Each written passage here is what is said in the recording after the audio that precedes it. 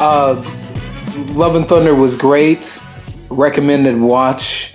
Gorg the God Butcher was like his introduction was really great. Mm-hmm. I like it almost doesn't even start like a typical MCU movie. It almost looks like a different movie. And the way they yes, and the way that they set him up, it's just like the comic books. It's a little less of what the comics gives out, but it was still really, really good, giving him his motivation for why he does what he does.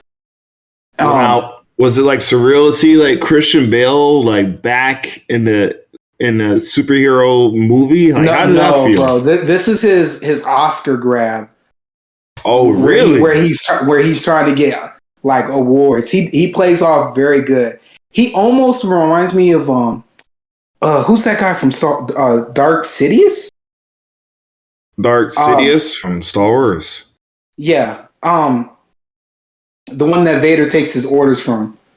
You're talking about the Emperor? Dark Sidious? Emperor Palpatine.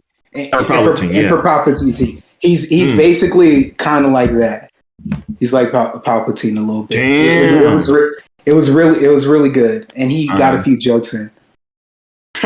That's dope, man. Yeah, I mean the MCU train has been such a formidable thing that it's no longer just like sort of like a cheesy joke for like these no, bro, award-winning actors. Like they're like, I mean, what's her name? Cate Blanchett came for Hela. Like that's a very highly respected actor. You know, you got Christian Bale coming out the woodworks for this. Like, and Natalie Portman coming back. It's no longer just like, oh, this is some kind of It's a formidable property that all actors of all skill level want to get in. They want to hop in this. They see it more than just like, you know, like a cheesy super, like they're basically trying to etch themselves in history with these films. You know, like these guys, these actors made history. They're bringing their talent.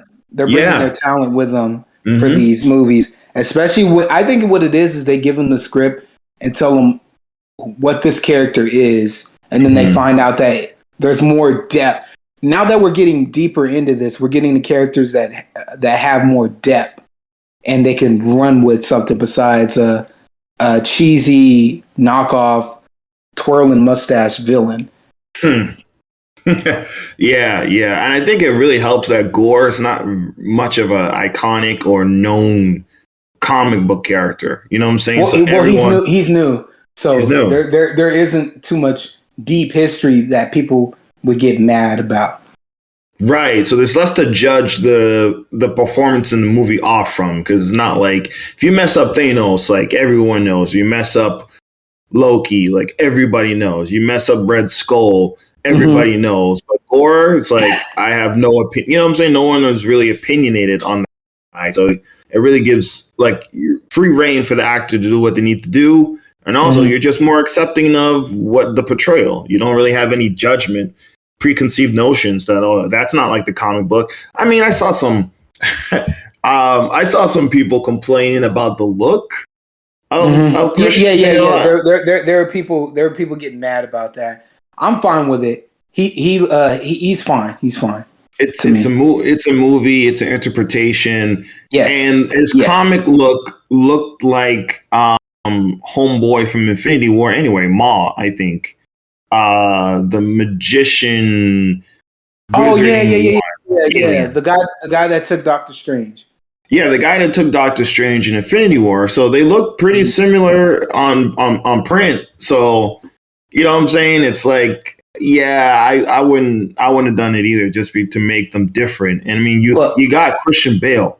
This is not like, you know, you got Christian Bale. You should use Christian Bale for the film. Like, don't cover his whole face up in some alien makeup that looks like another villain from another film. It helps because he's very expressionist too with his face. So that made a big difference. And also, if we were comic book accurate, we would have got him in a Speedo. No, thank you. No, thank you. Him wearing the Egyptian cotton robe stuff. Yeah, that's good enough. That's good enough. I didn't need to see the man in the Speedo. Yeah, some things are better left on print, you know, and that's just I think some people need to just take it as that, and you know, they get their feelings, whatever. Some people just, you know, we know we're in this complaining age where they just want to complain about everything. So, but he looks cool. He looks cool. I'm definitely. I'm not sure. I'm kind of iffy if you've seen it in theaters or waiting on Disney Plus, but I know they got two post-credit scenes. You recommend it? Oh, I didn't see the second one. I missed the second one. Oh, shit, bro. How you miss the second one? Bathroom. Ah, man. Bathroom, and then getting forgetful. I got forgetful. Come on, man. You see, you hold out for the first one. You see the first post-credit scene. Then you know. I think I literally just unlocked the car, and then I was like, wait, I missed, and then I was like, damn it. Oh shit! Someone will put it on YouTube eventually. Anyway. Oh yeah, most definitely. Dude, I'm just getting to that age, man, where I can't even hold out for. By the end of the film, my bladder is just like about to go, and I hold out for the first post-credit scene.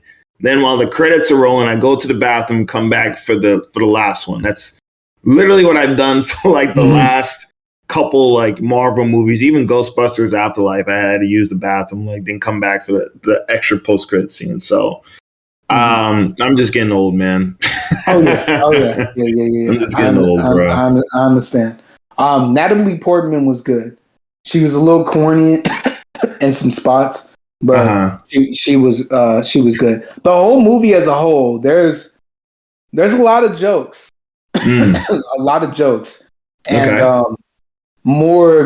they hit in odd and different spots that you wouldn't expect as much.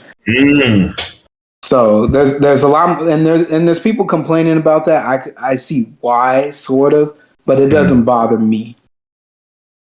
All right. So is this, I guess, with a new scale of whether pass, stream it, watch it in theaters, or cop it? How would you rate this one? I got cop it. Cop it would be like an A. Movie, watch it in theaters would be a B. Stream it would be a C, and then obviously pass would just be like a D. How you feel about it? We're gonna go with a high. And then within these ratings, you give a high, a low, or a medium. I give this a very, very high or semi-high movie. Go watch it in theaters. Go watch it in theaters. So you're not buying the Blu-ray. You just like you're good with it seen in theaters. You're content. Yes, okay. I am content. Okay. I bet. Oh, you guys heard it from D. Smith himself. Go watch it in the theaters. I'm probably gonna have to just do it. You know what I mean? Like, because I was trying to take a little bit of a break. I think I was gonna take like a break until Nope. But I think I might go see Nope when that drops too. Yeah. I think I might try to sneak in here and watch Thor before I get. Surprisingly, nothing's been spoiled for me yet. And I might probably check it out during the middle of the week. No people. I can just go that's in. The best. Yeah, that's how I saw Maverick, man. Oh, okay. Yeah, that seems to be, it's such a weird thing. Like during the pandemic era, we were like the only motherfuckers going to the theater. So we had the whole place to ourselves. No one was going to the most theaters. Definitely. That's what I loved about it, man. I kind of like that when that was happening. I could go see a movie, like all the movies, and there wouldn't be anybody in there. That was anybody in nice. There. And even the social distancing gave you some space. Like, leave me the fuck alone. You know what I mean? Like, this is my area. You know, everybody gets a row. Everybody gets a row. Do that. And that's what it was for a couple of movies, man. I had a few where it was a decent sized people, but everybody had a row. And that was great. I'm telling you, man, I'll never forget going to see Tenet theatric in the theaters. It's so bizarre that during the middle of this pandemic and they open the theaters for this film, like movies are back and everyone is scared to go. And it's just like, it was just kind of I don't know, surreal, just going to theaters and checking out this film.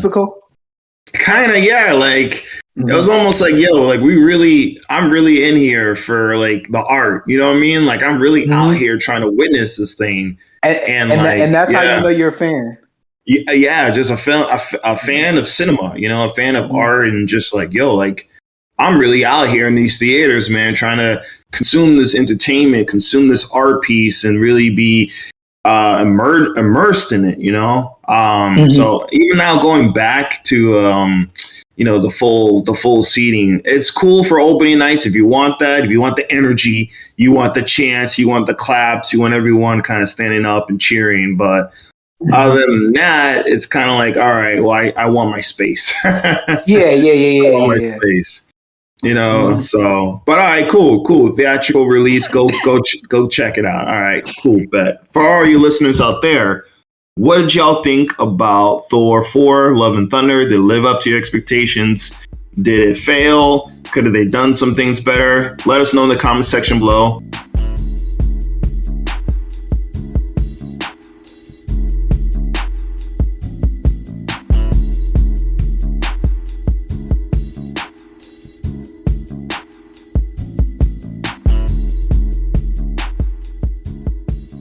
I mean, that last episode was pretty interesting, man, with you and Action Jackson, or I'm sorry, Uncle Jack.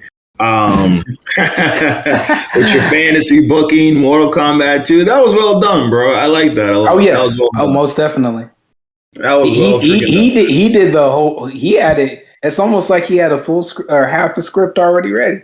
Yeah, he had that was damn near perfect for the most part. I mean, real talk, man. Like, I mean, here's one of the things I've sort of learned going to school is that these scripts and ideas, I don't think no one is thinking of them. I think that some of these ideas are known. And the problem is that when you send it up to higher ups or you send it up to other people, they're going to basically, one person can just say, nah, I'm not feeling that. And then your whole thing deteriorates, you know what I'm saying? Well, that, or they want tweaks. I think tweaks. The guy was Max Landis. He talked about this years ago about how you will writer, because he was a writer and then he turned into a director.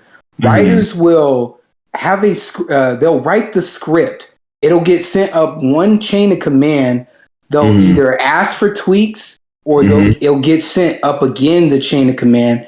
They'll ask for some tweaks, or can we not do this? Or they'll let them shoot it, but then they'll shoot the movie and then they'll let audience members, like whatever crowd testers, test the movie, and then they'll say, I didn't think it was good enough. And then all of a sudden they have to sit up here and do rewrites and re-scripting and reshooting. And then we're left with a very mediocre movie. Yeah, that's a real thing. That's definitely a real thing. And then plus, like the higher ups, there's going to be people above you. Like, I mean, once you sell your script, you sell your script. You have no ownership of it. So the original writer, it's kind of like, okay, well, they got paid for their work and that's it. You know, unless you attach yourself like, hey, I'm going to be a producer. I'm going to, unless you can attach yourself to go follow it, you're really not, you don't have, it's hands off. So everyone's going to want to put or interject their own little, other writers are going to want to interject their own little thing in the script to be like, hey, that's my part, or hey, that's that, they can put their own flavor on it, And the problem with that is he was talking about this. He said that his original vision will probably it'll get studio hands put on it. Like the higher ups, a bigger writer might want to come and write something in there, and change it, or they'll just start making sudden changes to it, and then when it becomes a mediocre movie, people get mad at the writer and say, "You wrote this?" It's like, yeah, I wrote it, but they changed it 5 different times. Yeah, I see you, Charles. I see you in here. What's up, man? What's up, homies? Chilling. Could have I responded to you when you said Charles. I thought I said I'd be there in an hour. Did that not come through? Oh yeah, I wasn't paying attention with the hour part. No, I don't think I said it. I could have sworn I said it. I don't see it in the chat. You didn't pay attention. No, you straight, man. You straight.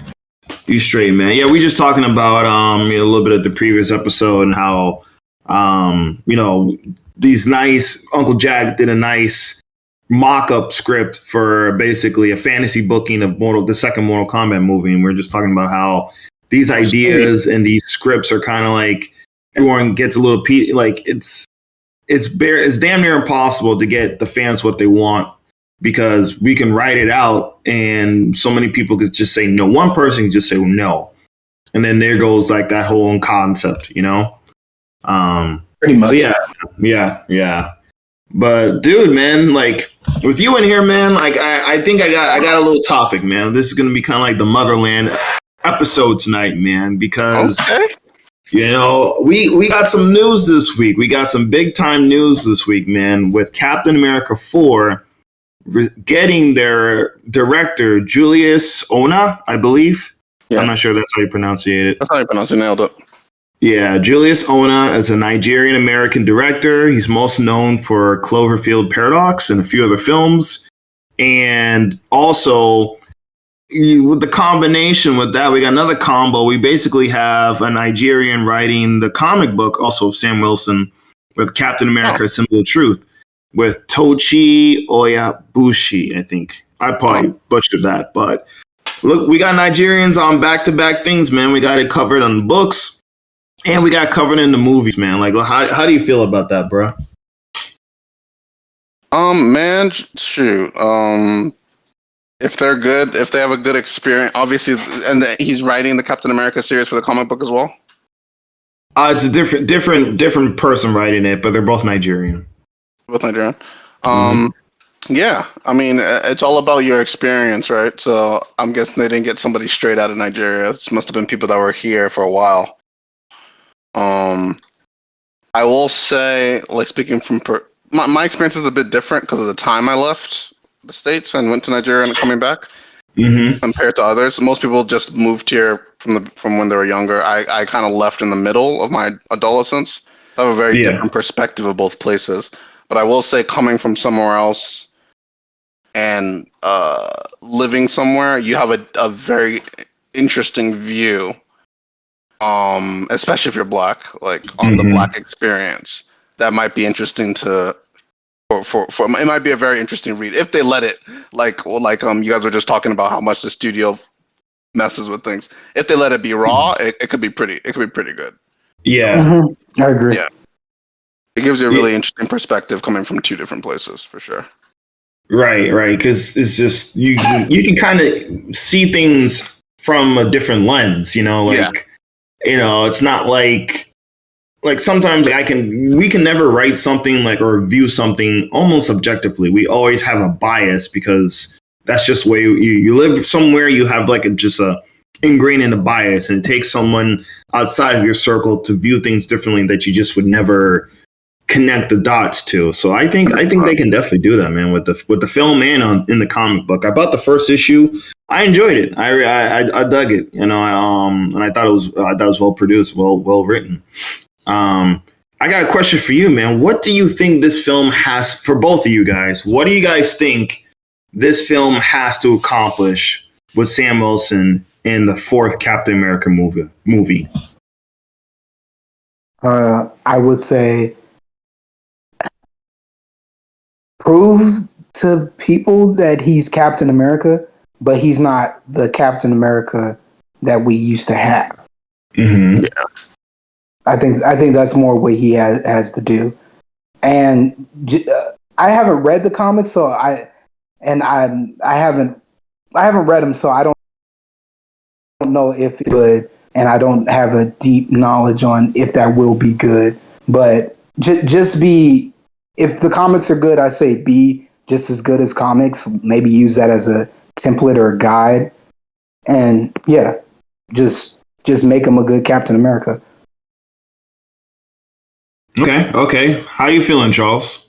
Oh man, that's a tough one. I agree. To try and, I mean, what Chris Evans did, especially after Winter Soldier. I'm sorry. I'll say ahead. He was just as good in the Captain America: First Avenger. Oh yeah, he was good. I think the conditions, right? So the story it was around. So they didn't have to really change him. They had to change what was happening around him. The Red Skull, for some reason the way they did the Nazi thing with the Red Skull thing. I think that was why it didn't resonate as much as Winter Soldier. Winter Soldier is some people's favorite MCU film. With the espionage angle and everybody against you and tearing down Shield, like that was just it was amazing. So I mean, how do you top Winter Soldier? You have to do something completely. I mean, I wonder how. I feel like they're gonna try and get into, especially with that speech he did at the end of Captain America and the Winter Soldier. I think they're gonna really lean into the Black experience. It's a tough one to pull off, though. It'll be tough. I mean, it'll be tough. Street corners will be on fire. Oh, 100%. 100%. It's a tough one because how do you lean in without being corny? It's like I wish Coogler had some kind of insight because he's really good at that. Oh yes. They should really bring him on to just get an idea because he's really good at balancing that without it being corny. Have him slip him some notes. Something, yeah, because he's anything Black. Just let Coogler be around. just let him walk by. It's a tough one. It'll be a tough one to pull off. But we'll see. I've seen Loose, which was a movie that guy did. It was weird. It was a weird movie. I still can't really place. I have to watch it again. But like in regards to like dread and like you feeling like uneasy, really good at that. If he directed it. So, but yeah, if it's a really intimate, small, like if they can make it like really intimate, it can be. Yeah, I think it'd be really good if they go for like an intimate. If they go too grandiose too early, I can see Captain America falling, like getting lost in what's going on, if that makes sense. It would need to be really intimate, like super intimate, so we can just almost forget about the mantle altogether and just focus on Sam. That would be the angle they have to take for sure. It's a tough one. That's a tough one to crack. That's a really tough one to crack. That's probably going to be, I would personally say, well, they didn't really pull off Captain Marvel, but that's going to be a really tough one to pull off. Just because of there'll be complaints from everywhere. Come on, there's going to be complaints from everywhere. Let's be real. There'll be complaints from everywhere. Yeah, you're right. To pull off then. You're damned if you do. You're damned if you don't. Exactly. It's much tougher than the the strongest Avenger. That's a white woman thing. You know, like people got over that pretty quick. But this, woof. It's gonna be tough. It's gonna be a tough one. So they definitely they need to get Coogler in the room, get writing, look over them scripts, test audience, all that. Do it over and over. But yeah, I'm excited to see it, but it's gonna be a tough one to pull off. Yeah, I totally agree. With you guys. I definitely think Coogler should be somewhere in the picture, maybe not in the forefront, but in the background, saying, hey, what do you think about this? Do you think we're interjecting this too much or whatever? I think two things he has to do is that, well, I guess three things. One of the first things is, we had the series Falcon, Winter Soldier, Captain America, and Winter Soldier, explore why would he even choose rocking the shield? Why would he pick up the mantle? And why is Sam the way he is? And we got that. And now we definitely don't want to ignore like the Black experience. Of course, he's going to face. That's going to be some conflict in the film. I don't think it should be the main conflict. That's not the main plot. That's a subplot. I don't think it should be the main plot. I think it should be a subplot because we already had that, so to speak, with Falcon and Winter Soldier. And definitely Isaiah Bradley should be in there as well. They should definitely have that actor return in that fourth movie. Yes, they should definitely have him return. And so they have to acknowledge, of course, yes, I'm Black. I'm a Black man rocking the red, white, and blue. White people hate me. Black people hate me. I'm in here. I'm just trying to do some good. Number 2, he's got to kick some ass, man. He's got to kick some ass, dude. Like he got his ass whooped in the series, right? Huh? He doesn't have the serum, right? He doesn't have the serum, no. But he's still got to kick ass. It's he tied with Batroc, the Leaper. I mean, come on now. Ant-Man beat him in the one scene in Ant-Man's first movie. We don't talk about that, bro. It's canon though. It happened. I know people don't remember, but it happened. It happened. Hey, in his defense, Ant-Man can shrink to the size of an ant. Yeah, true. That's basically a superpower. And here's another thing. He never got completely even with John Walker, U.S. Agent. We didn't see him beat John Walker's ass before he got the super soldier serum.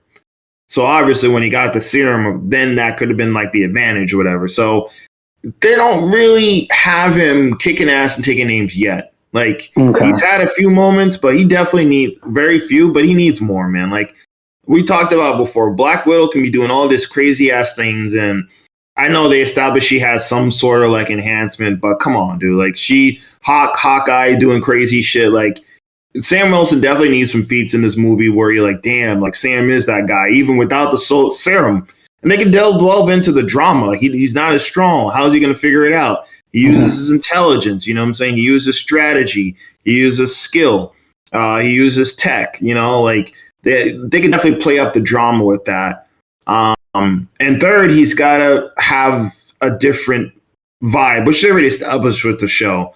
You got to show why he's different than Steve Rogers. You got to show how he operates different than Steve Rogers. And that, you know, this is not the same Cap as before, but carries sort of the same spirit. But it's different. You know what I mean? If they try to do another Winter Soldier with them, that's not going to work. You know what I mean? Like, exactly. They can't just copy the formula that's worked with Chris Evans and put it to Anthony Mackie. It's just, it has to be different. So I think they have to do those 3 things in order for the film to kind of stand out on its own. And I think you're right, Charles. It's going grandiose, the world is going to end. I don't think that works. I think it should be something small, maybe something with the city, hell, the country, you know what I'm saying? Thousands, millions of lives in the immediate vicinity, you know, something along the lines like that. Make it personal, make it like a personal villain or personal thing that Bucky and Sam got to stop. I think that's the right move. You think Bucky should be in it? Yeah, Bucky's going to be in it. Yeah. Okay. Yeah, I kind of like to see him do it on his own, but I can see them putting Bucky in there. Interesting, yeah, I agree, and it's funny you mentioned that with him getting lost, because that's how I felt about the first 2 Spider-Mans. It felt like he just kind of got lost in everything happening. Things were just happening exactly, and then it didn't just it kind of all got tied up beautifully in the 3rd movie of all the things. Like that's when it was like, okay, now we can watch. Like, okay, it was like the full acceptance of Peter Parker's, but like Tom Holland's Peter Parker now. Like it was the 3rd one. Yeah. All right, he's the guy. He's the guy now. I don't know. Maybe they'll play the long game and do that with Sam. Would that be a good approach? Give him the assist. Give him the assist. Yeah, because I mean, Iron Man was in Homecoming, and how can you compete with Matthew Keaton, you know, lines wise? Like he's gonna eat you up, obviously.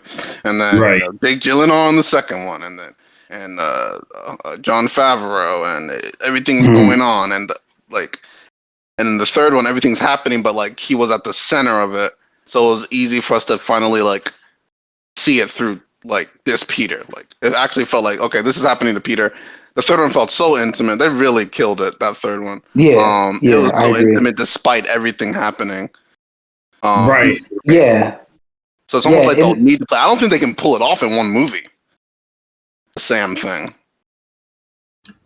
I mean, they technically had 6 hours to do it with Falcon Winter Soldier. Sort of. That's true. They had a cheat code. They gave you essentially 3 movies to make you feel for Cap. You know what I mean? So they don't have to do too much of that. They have to now just show you why, like, not why he took the mantle, like, why is he the right guy for it? Like, in action. No longer just like, you know, you deserve it, or, you know, you have strong will. No doubts. character. No doubt. No doubt. Yeah, no doubts in this one. Like he had the doubts. Now he's got the red, white, and blue shield on. Let's get to it. You know what I mean? Like now it's going to showcase. This is the movie where it's going to be like, yeah, Steve did the right choice. Like that's why he picked Sam. This whole movie, like Sam showing why he's the one, like with the shield, like and not doubting himself. You know, like, and he's going to need help. Like you think Captain America, Winter Soldier, like it wasn't just a one man show. He had Scarlet Joe. He had. He had Samuel L. He had Sebastian Stan. So I think the same thing will probably be in effect for Bucky, even though Scarlet Joe is no longer around with her character. Bucky is going to be in it for sure. I'm not sure if they're going to do, what's her name? Peggy Carter's niece or whatever. I'm not sure if they're going to conclude that. I think John Walker will probably come back as well in some form or capacity as U.S. agent. And, I think they need to resolve that too, because I didn't like how they were buddy, but not buddy, but they were a little bit like he never got his up and comings for, I guess, the way he treated them. In my eyes, I think there needs to be a duel with those guys to determine that. I think not. I think he's going straight to Thunderbolts, and they'll settle it late. They'll settle it for a later date. I think what will happen is something will brew between them that will get worse. You think the Thunderbolts are going to be in this one? No. I'm saying I think he'll show up for a cameo in the movie, or really quickly and then go away. I think the next time we see John Walker, he'll be the leader of the Thunderbolts. Yeah. I mean, the actor like Theodore Ross passed away this year too, so. No. Yeah. He died months ago, bro. Yeah, he died. Didn't they change him already? No. They didn't swap him out yet. They just I think they'll do it now. Same dude in the series, right? Same dude. They just been doing some CGI effects and to de-aging a little bit. That's it. Oh, you're right. That's what screwed me up. Okay. Man. Yeah. So I don't know. They're gonna have to do a recast definitely for the Thunderbolts continuing on. But yeah, I don't know what they're gonna do for the bit. Who's that guy that always plays a cowboy? I know who you're talking about. I'm talking about. He looks. Yeah. He's the guy from Tombstone, the old man from Tombstone. Yeah. Tombstone. Man, you got it. Yep. I know. He looked like my grandfather in his heyday. So that's why. Bro, he can pull that off. He can pull that off for sure. Yeah. But he's a little skinny though. The only problem is he's a little skinny. He's a little skinnier than him? Oh damn, okay. His name's Sam Elliott. Sam Elliott? How do I not remember? Oh yeah. He could. That'd be easy. That's an easy pick. 77 though. He might croak like tomorrow. Oh shit! Yeah. I'm about to say because he and that was my thing is I would like to see him as Thunderbolt Ross, but he's a little old as dirt too. Like he's ready to kick over. Thunderbolt Ross is old, but he's older than the guy that old. died. Holy shit! Yeah, that's true too. I mean, he's got the old army general feel. Yeah. You might get one film out. I mean, especially how the process of these films take forever to the sequels and all that. They're gonna probably shoot for somebody definitely probably in their. They should just go in their 50s. Red Hulk off rip. I go for someone in their 40s. I go for somebody in their 40s, their early 40s. Oh man, Red Hulk. Maybe their late 30s. Yeah, Red Hulk would be better. They should just Red Hulk them. They'll get away with the CGI that way. That's true. Red Hulk and Cap or She-Hulk or Thunderbolts. Ooh, you just brought She-Hulk into this. Is this would she? But She-Hulk does Captain America? You always have to do like Captain America, Sam Wilson's version. Does Captain America? Everyone says Captain Falcon. Captain Falcon. Does Captain Falcon have any interaction with She-Hulk? No, not really. I mean, eventually we know in the MCU, but there's no real connection there. Well, there could be a case because it's just going to be it's going to be a goofy damn, what was that 90s law firm show? Whatever that was, it's gonna be like the MCU. Ally McBeal? Yeah. Yep. Dancing baby. Ooga chaka, ooga. That dancing baby, man. Did we talk about She-Hulk? Did we mention She-Hulk already? Or I'm not sure we ever did or not. But I think people are gonna be intrigued by the series, just by its premise, you know. I mean, we know what they're doing with that, so I'll probably check. I'll check it out. I'll check it out. I'll check it out, man. But I'll watch some of the episodes. I rather enjoyed Ally McBeal, actually. I was too young to fully understand all the jokes, but rather. Yeah, that's a pass for me, man. I just never watched any of those.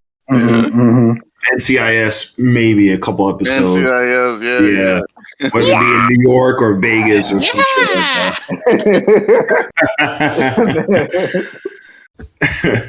For real, man. But all right, so I mean that's one kind of that's one of the biggest news that came out this week, and also we got the trailer for The Woman King with Viola Davis.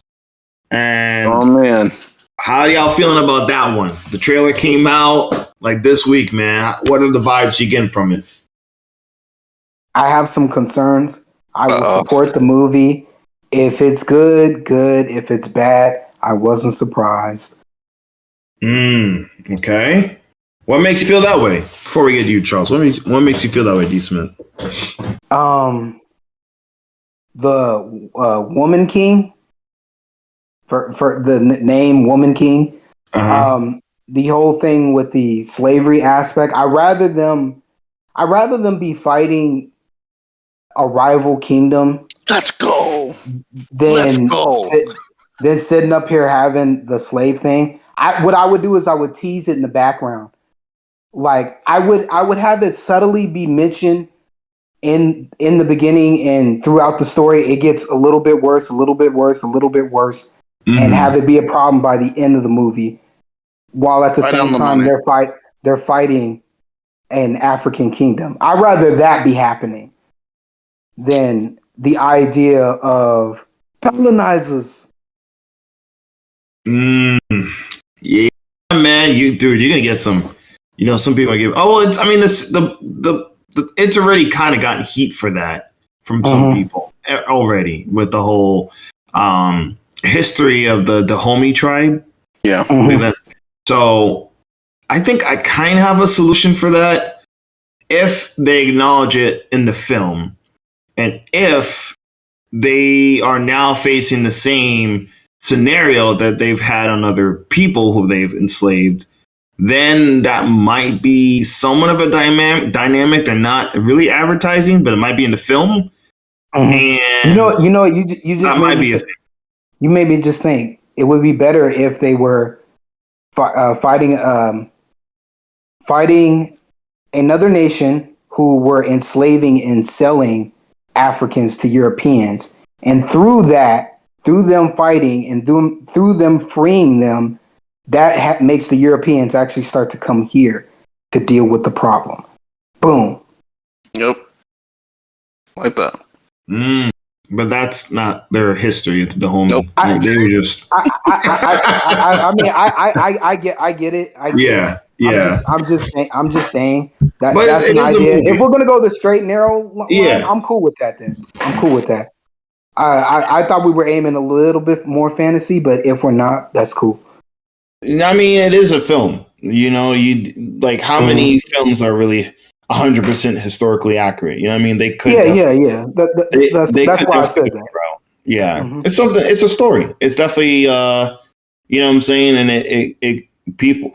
Well, people would be upset because they'd be like, "That's not how it went. They didn't do that. They were actually the ones doing the damn." You know what I'm saying? You would almost have to do like a different tribe to like do that story without that kind of research. You know what I'm saying to it? But I mean, it is fictionalized. I mean, it is a film, but Yeah, what do you think, Charles? What do you think about that? That's why Kugler's a freaking genius, because he renamed the Dora Milaje instead of using the actual Dahomey names. That's part of why in writing. Even in my small plug. Even in mine, I don't use real tribes because of that. Mm-hmm. So the Dahomey issue. Whew, yeah, I've been seeing the flack from both sides. The history thing, with Dahomey being very prevalent in the slave trade. That one's tough because there were a lot of kingdoms that were very prevalent in the slave trade. That's the thing that people forget. But like the Dahomey were targeted for that. It kind of embodied their entire culture because they were woman led. Even if you go to Bini now, my sister was in Bini a couple of weeks ago. They have this huge statue. Yeah, they have this huge statue of the women are still very prevalent in that region. Like they're all like leaders and stuff. Like it's a different vibe. Wow. My mom was talking about how like she saw a woman like fully dressed, like she's going to a dinner party on like a Vespa on the street. Like, cause it's like it's just different. It's not weird to them because like it's not weird. It's a completely different look because of that. So we don't know how much they're villainized for that approach to their culture. That people would be like, oh yeah, the Dahomey were, they were the biggest slave traders in Africa. You know what I mean? There's that part. But yeah, I like what D. Smith said that he would have liked there to be a rival kingdom because the thing about the ancient African kingdoms is it would be really nice to us have a focal point outside of invasion or something from foreign. Exactly. Like we had conflicts before. We had plenty of conflicts. Let us be with ourselves. Exactly, because it makes it seem like we don't have an identity outside of our interaction with you. So that's what I tried. That's the thing that I was like really hoping when I first saw the pictures and Viola tweeting about it. I'm like, oh, please don't do this thing where it's like only about invasion, and then that's what ended up happening. But I get it. Like, I guess for some reason it's hard for people to market it without other people in on it. But I think people give people a short stick. I think that people would watch a film like that. I think that's just I think that's a rhetoric that's not true. That if you have like something interesting, there's no people. I mean, we've been watching people without black people in it all our lives. So like, hello, hello. Seriously. So the idea that people can't watch an entirely black cast that has nothing to do with anybody else and not enjoy it, I think it's old. I don't think it's true. But yeah, archaic marketing strategy. So whatever works. But I think Viola will kill it. Don Boyega's there. He's Nigerian, so I don't know if they took any points from him. I think she'll kill it. But yeah, same thing. D. Smith said the invasion thing was like, ugh. I can get over the history part of it, but I'm like, come on. We have conflicts outside of we have conflict outside of you guys coming. We had plenty of problems. Like this, we had interesting problems that could be really explored and completely change the dynamic of character writing and arcs and everything. But if it's just invasion every time, it's like okay. I think I got an example for you guys. Okay, so like if we look at something like Game of Thrones, where it's majority like all white people, all white kingdoms doing terrible things against each other, we're into it, right? We're buying into it. We're rooting for which kingdom, which house, this and this and that and the third. They're backstabbing. They're doing just atrocious things to each other. And it's like, we can see that fine. But I think if you show like black tribes or black kingdoms fighting each other, do you feel like there's a little bit of a feeling like, oh, this is like black on black crime? Like, why is like there's that? Do we talk just that conflict? Yeah, go ahead, man. Go ahead. Do we talk about white on white crime when we watch white people in Game of Thrones kill each other? No, we don't. Thank you. And the funny thing is, Deon, I don't even think it would be us saying. I think that'd be more other people would be saying that.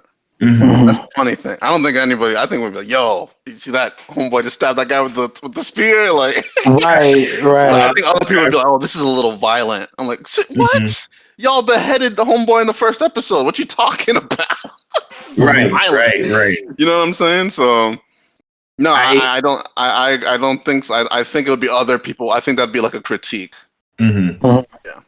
Yeah, because we've had movies of essentially like African warmongers killing everybody up and genocides and shit. You know what I'm saying? We've had films where the white guy is bad and we gotta escape their thirst of conquest, right?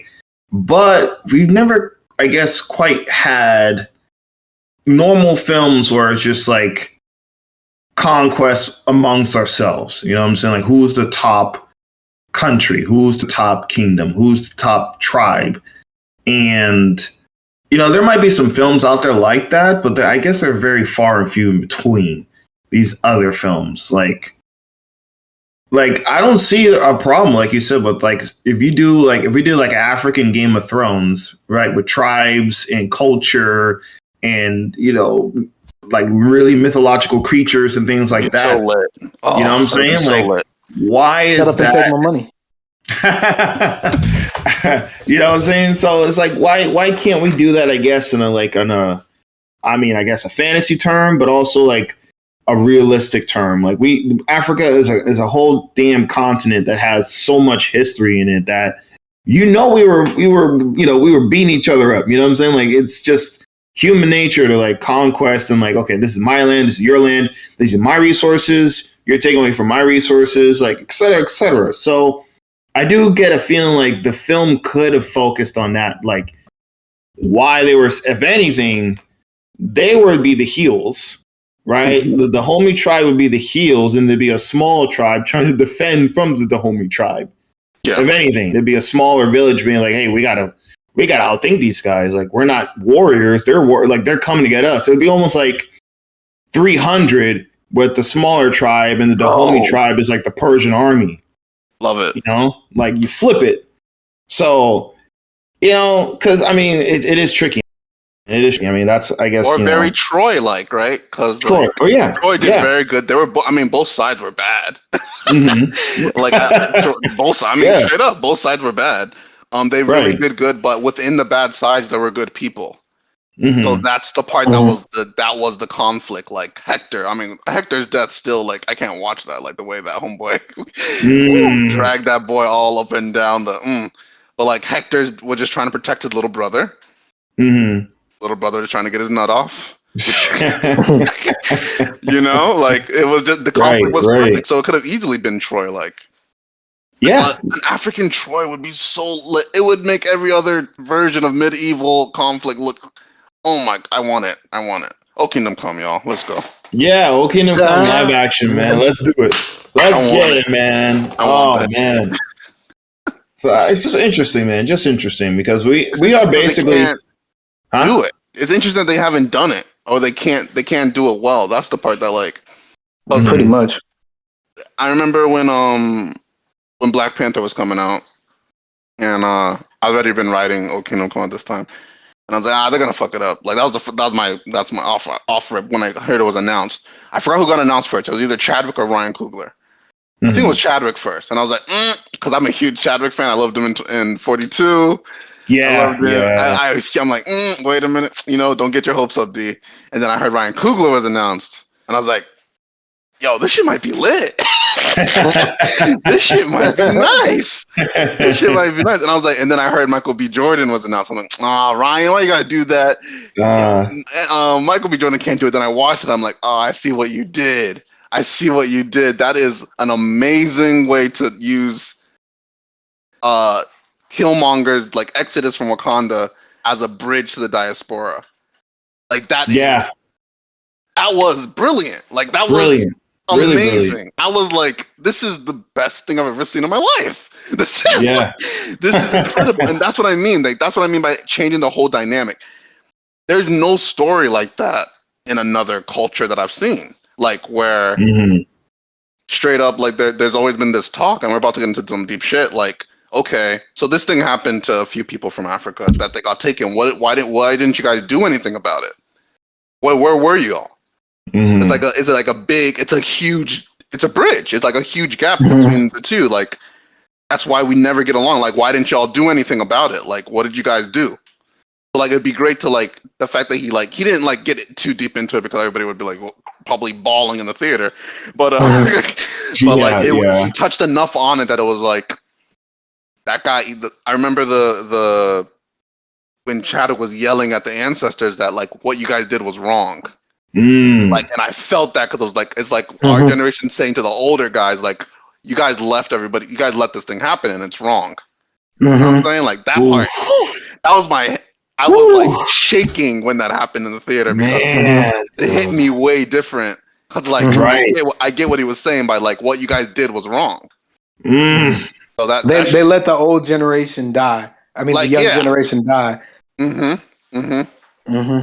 Like what you guys did, like why didn't you guys get them? Like why didn't you guys wage war? Like why didn't you guys like just, you know what I'm saying? Like, okay, you didn't understand what was going on straight, because that's what they always tell us, that they didn't get it. But like, okay, then you did understand. So what happened next? What did you guys do to fix it? So I love that in Black Panther. That's like I ignored everything else. That's what he did on the ancestral plane. I was done. That was like a 9 out of 10 movie after that to me. Then Paul Mooney said any other country would have went to war if they knew exactly what happened. Exactly. You know, like, yeah, man. I mean, that's some real shit that was in that. That first Black Panther. I was like, Ryan, you bastard. Gosh, they accomplished so many different things, so multi-layered. I'll never understand how, like, I wish I can write half that good.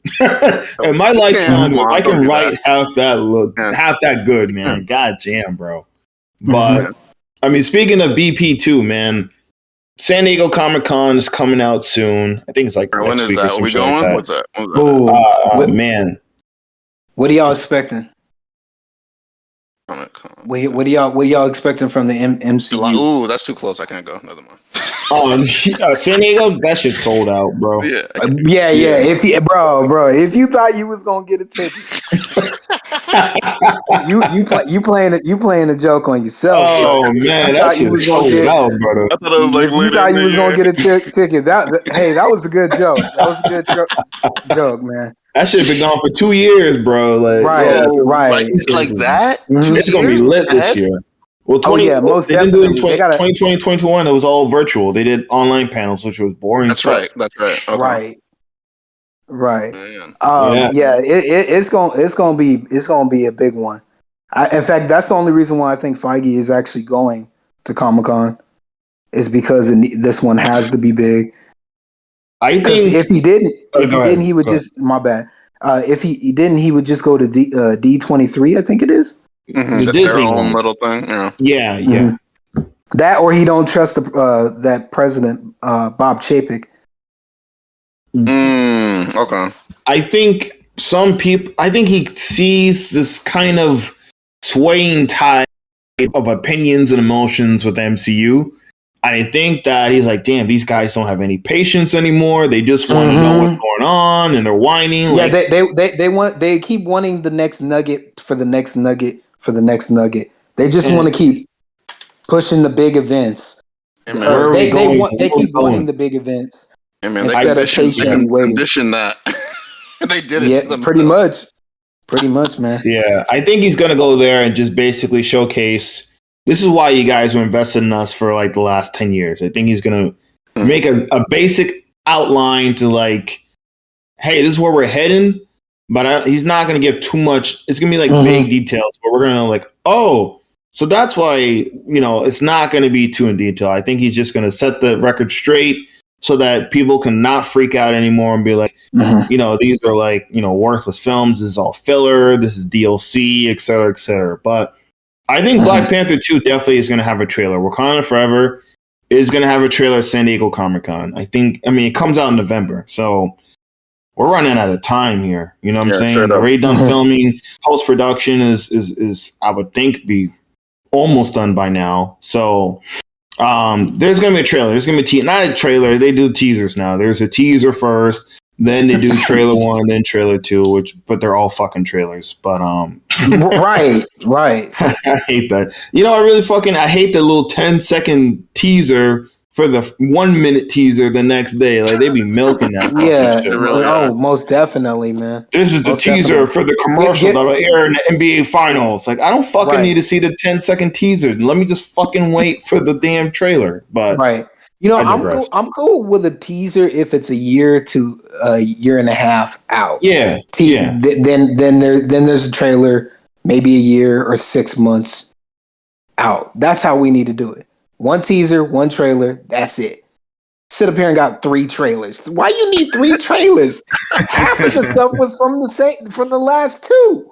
Come on now. Been the reaction. Would you call it the reaction economy? The people that make reaction videos, keeping the reaction economy going. Reacting to a teaser of a teaser. We're gonna react to a teaser of a teaser and talk about it. We're getting paid off that. I get paid off it because you will watch it. Shit's crazy. But Namor, you think Namor's showing up in the teaser? You think the Atlanteans are going to show up in the teaser? So are they calling them Atlanteans? Right. Didn't they they're both. Okay. They're both the same, right? They're Atlanteans in DC and Marvel, right? I think. Yeah. Because that's a you can't trademark Atlantis. You can't copy. True. Okay. But, So I would think they're still. I think I say Marvel got the bravado. They might. Well, Atlantis doesn't really seem like Mayan. You know, Aztec. I think they're going for Aztec. Thank you. And I don't like that. I don't think that. To me. Sorry, my bad. Go ahead, Atlantis should be Caribbean. And I've always thought to myself that if they were real people in real life, they would probably be New Zealand or Australian. Okay, so like that's what that's why I think, right? Isn't what so Pacific what's that? West Asian Pacific Islander, Pacific Islands. Kind of Pacific Islands. Is that what you're talking about, D. Smith? Yeah. That's what I would go. Polynesian. Yes, Polynesian people. That's what I think that they should have went. I don't like the idea. The Mayans need to be their own thing. That's like mixing 2 things. DC, I think so too. I think they wanted to. Yeah, and I think they want to get that extra representation. True. I think that's true too. Because they haven't gotten that in yet. I feel like this is just a quick shoehorn, but hey, make that dollar. Oh, damn! He said quick shoehorn. Damn, bro. Oh man. I mean, okay. For one, DC actually beat Marvel to the punch with Aquaman. So they are actually like sitting back like, hey, we already got this shit. We're filming Aquaman too. Like, we own this water shit, right?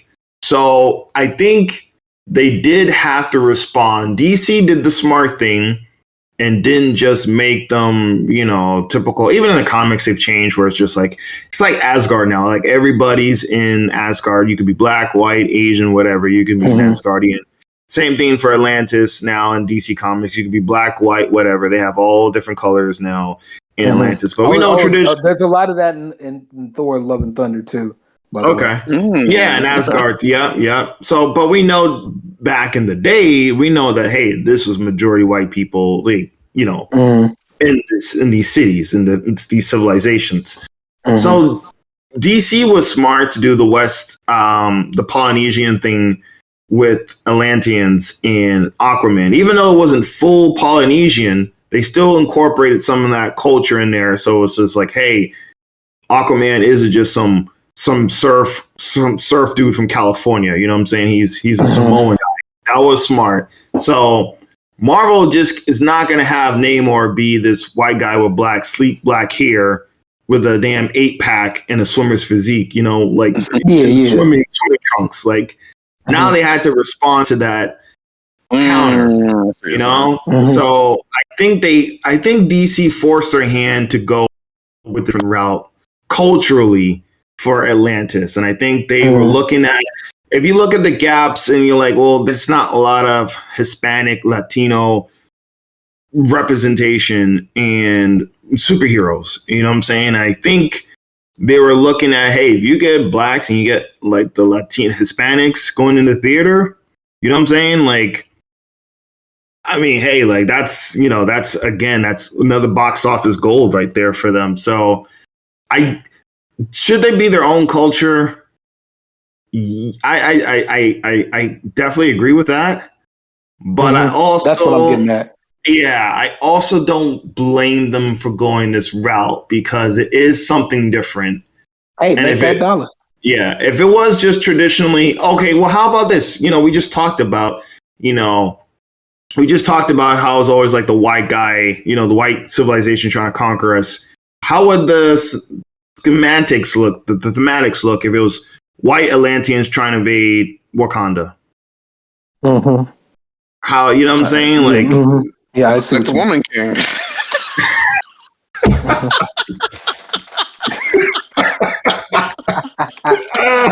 It would look like the Woman King, brother. Oh my god! Exactly what it would look like. No, the Dahomey tribe was on the way to the United States, and then they adapted to water life, and then they started their kingdom down there. Makes sense.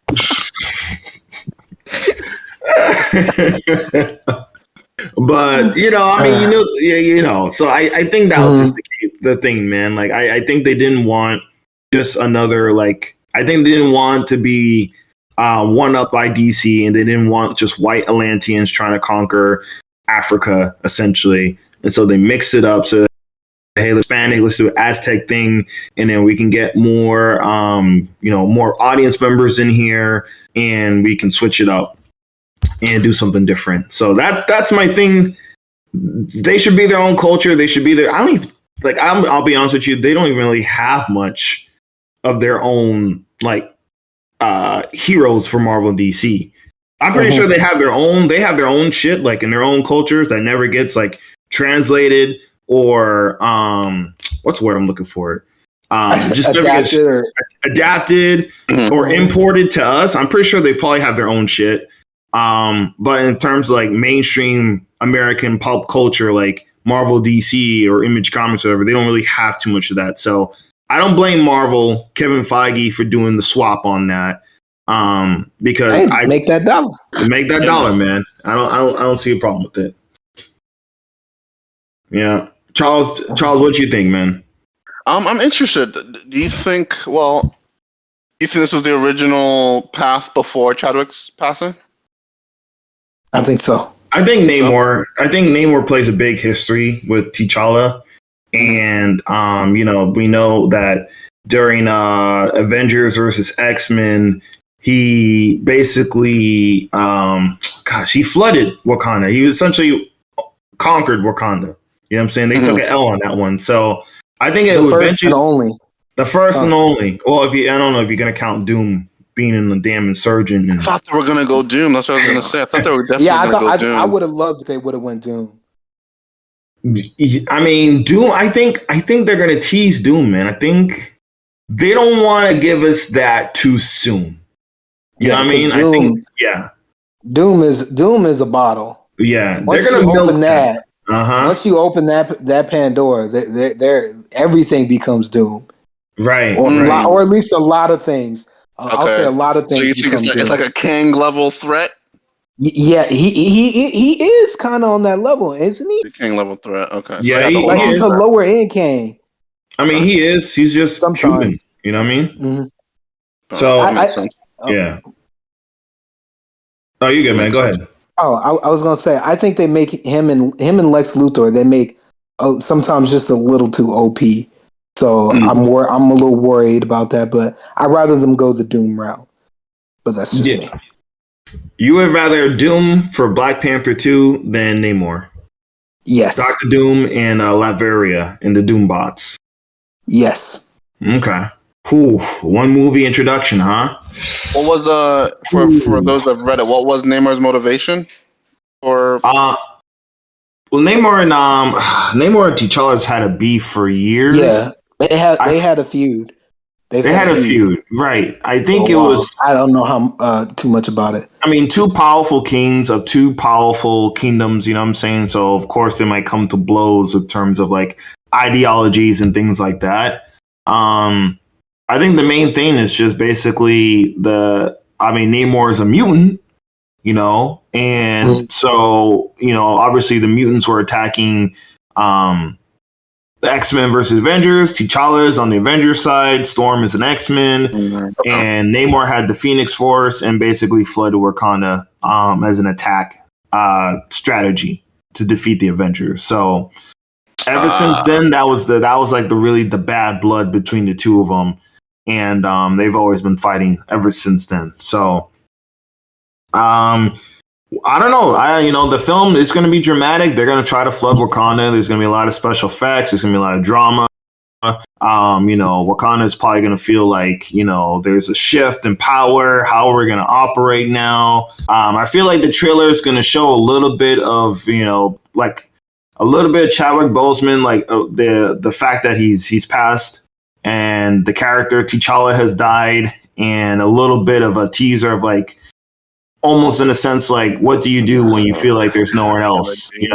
I'm glad we touched on that. How do you think they're gonna do that, man? They can't have T'Challa say that he drowned in a flood, bro. Right.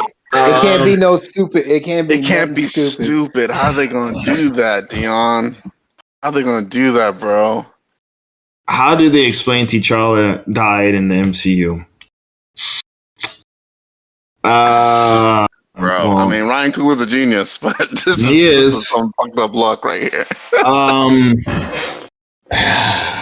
He ain't no wizard, I'll say that. He ain't no wizard. I really don't know, man. Like, the technology they have, whatever injuries he gets in battle, for the most part, he can heal. I say poison.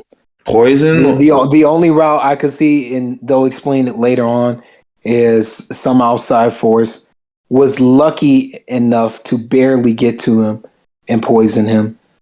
And they'll explain it like, they'll say that he was poisoned, but we'll get a bigger explanation later down the road. What if the Atlanteans are basically, they're framed that they were involved and they got T'Challa killed. Deon's writing. Deon's writing, y'all. Right? Right? So there's a frame, right? Oh, shit. Oh, Namor, you killed T'Challa, you son of a bitch. We're going to kill all you. You know what I'm saying? All you swimming ass motherfuckers, right? And in the end of the film, it's revealed that someone named Victor Von Doom was behind that shit. Yo, give this boy a job. Right. Way to tie it in. Way to job. Hey, Donovan, if that shit actually happens, bro, D. Smith. I got you, Marvel. I got you, Kevin Feige. I like a fine bow. Yo, this 7 is July 9th, 11:12 p.m., right? We're going to put this on the record. So this might have to go on my resume, y'all, for this shit actually happens, man. So, chat. Man. Alec was missing. The elders are saying that Shuri, as acting Panther or the acting second in command or whatever, they're putting pressure on her that she has to do something. To show a foot of strength, or to show strength that it was definitely the Atlanteans. They've been talking shit, right? They do. They're forced to do something they don't want to. That attacks their place, pisses Namor off. Namor floods Wakanda, and then you realize it was Doom. Yep. Roll credits. Roll credits. I'm watching. And as a matter of fact, like, it makes sense because even with a heart-shaped herb, you can still drown.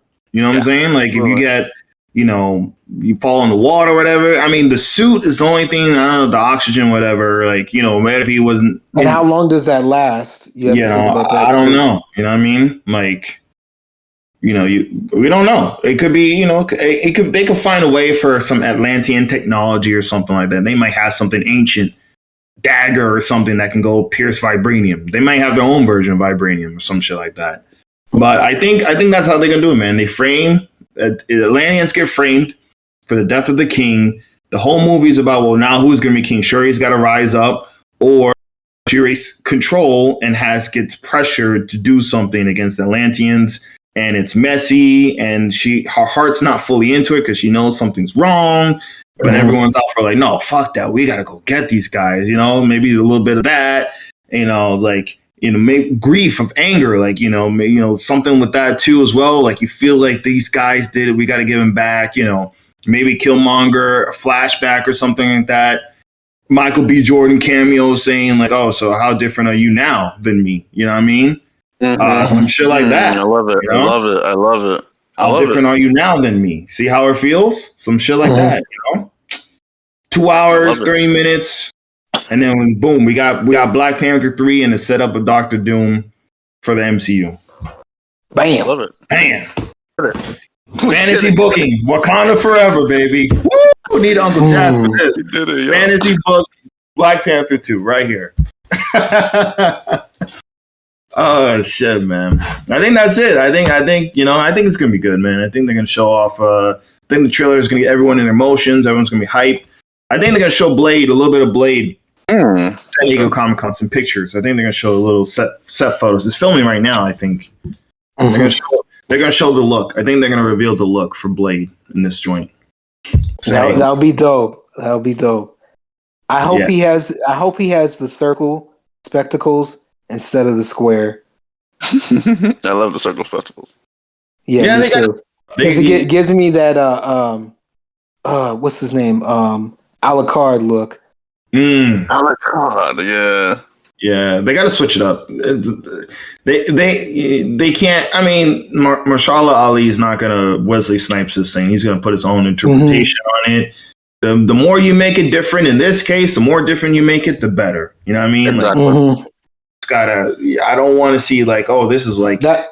They made Blade for 2022 with Wesley Snipes. Like, no, right. Exactly. It needs to be its own new thing. That was 20 some odd years ago. Mm-hmm. We need a new adaptation.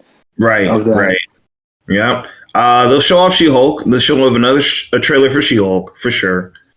Maybe something for Loki season 2. Maybe a little bit of Kane the Conqueror. I think they might show maybe something him in Ant-Man 4. Did they start? I don't think they've started filming that one yet. Right, Ant-Man. Maybe some concept. What happened to Ant-Man? What, Quantum Mania? 2 years? Yeah. Ant-Man 3. I think, sorry, not 4, 3. Yeah, I think that got pushed back a year, maybe a year and a half. Oof. Yeah, a lot of projects got pushed back that year and a half, yeah. Yeah. They probably announced some new Disney Plus shows for next year as well. Just some announcements. Oh, I mean, yeah, they already have. I mean, updates on Armor Wars with Don Cheadle, Secret Invasion with Samuel L. They have a lot they can show off.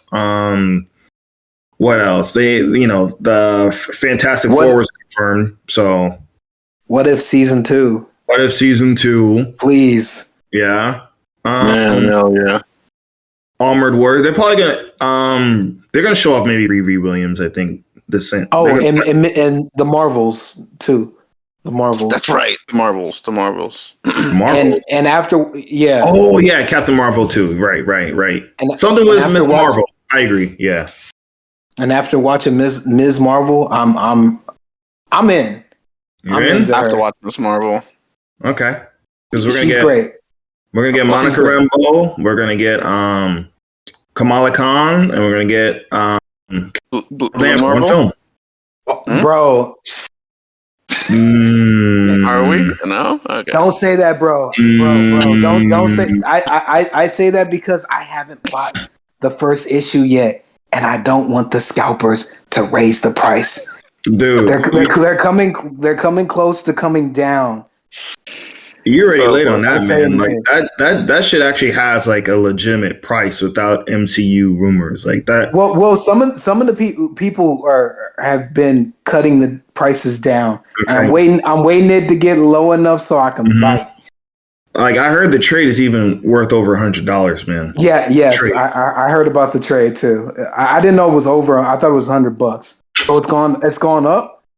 Like. Yeah, all those issues are up, man. Like Blue Marvel, like fucking Marvel's just re-released the damn thing. I wish I just missed the train on that. No, I just missed the train on what's his name? Robbie Reyes. I'm mad about. I almost got him when he was like $30. Well, you could probably get Jericho Drumman with some Brother Voodoo first.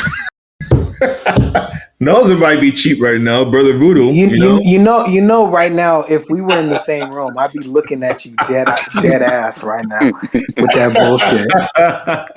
You can get some I'd be looking at you straight cheap right now, man. To quote my man, Uncle Jack, fuck out of here with that shit. Oh man. Oh shit, dude. So yeah, man. Yeah. I think what's DC? What's DC gonna show off for San Diego Comic Con? What do you think they got? Only Black Adam. Homeboys arrest video. Hey, did you see that video where someone took a video of it cuts to it shows him watching breaking news of him, and he turns the camera and he's outside. Sick. And the cops aren't out there.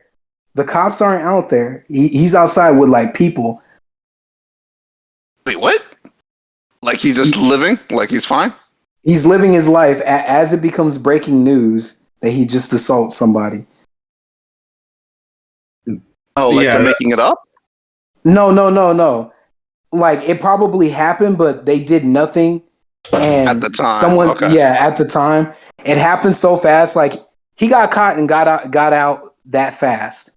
Is what I'm saying. Oh, it became breaking news, and he was already walking the street again. That's crazy, man. God damn, bro. He really messed up like their plans. He really fucked.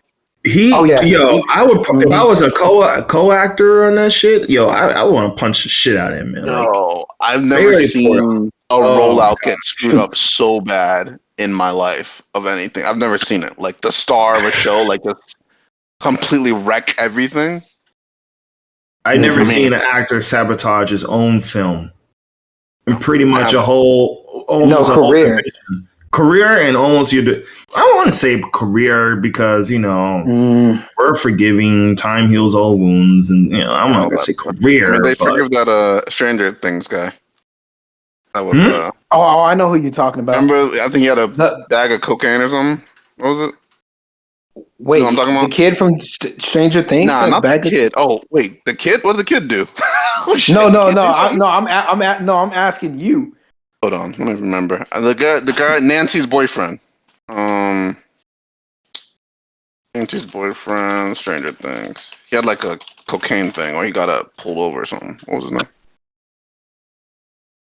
I don't remember. Wheeler. What was the guy's name? I think I know what guy you're talking about. He had like a cocaine the skinny kid that got under. Yeah. Yep. Mm-hmm. He had some cocaine thing after the second season. Yeah, I don't think his career is done. No, he was in the last two seasons. Yeah, I mean, Ezra Miller. I don't think his career is done, but I do think he royally fucked his coworkers on that film. Mm-hmm. He fucked Warner Media, and he fucked the whole DCEU division because that was a half reboot. That was the reboot right there for the DCEU. Mm-hmm. I bet you when this film comes out, that's why they're trying to release it still, because narratively it's going to explain why things are different in DC films from now on. Like. He fucked up. It could still work because in the Crisis on Infinite Earths, he disappears. So if they snip a few things and tie a few things together, they can still make it work to where they can release the movie and he's no longer Flash. I'll do that. I don't think you can do that. The footage that they filmed, man. That will require some reshoots that nobody wants to do right now. They invested in him for sure. They invested in him. They did. He was supposed to be one of their guys. Yeah. Mm-hmm. Oof. Hate to be in their shoes. Like. Heavy. Oh yeah. Damn, man. But I mean, we'll see more Black Adam. I do agree with who said that. I did. Yeah, we'll see more about him. I think they'll reveal more for the trailer because it comes out in October, so that's coming up as well. I hope the second one does a better job than the first one because I just wasn't feeling it, man. To be honest with you, is that Green Lantern show still going on? or is that canned yet, along with everything else? It's not because I don't even know anymore. I don't even know anymore, man. I don't think it's getting canned. HBO Max is going to get that, so I think that's safe. That's safe.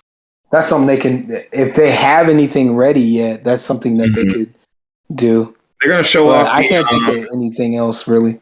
They're going to show off the new Jon Stewart Green Lantern animated film. They're going to debut it there at San Diego Comic-Con. So, that looks awesome, by the way. Yeah. You're not into the animated ones, D. Smith?